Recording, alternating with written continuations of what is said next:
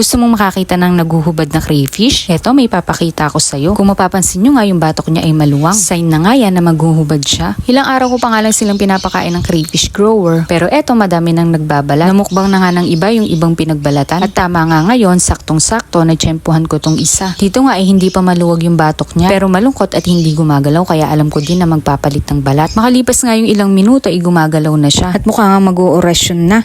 Medyo matagal nga yung kanyang seremonya sa paghuhubad. Muntik na nga maliit yung anak ko sa school dahil sa pag-video dito. Kung makikita nyo nga parang nag-i-stretching pa, inaangat niya yung buntot niya. Siguro nga pinapaluwag niya yung mga balat niya. Aba, ang crayfish nyo parang nag-a-acrobat, parang may talent ah.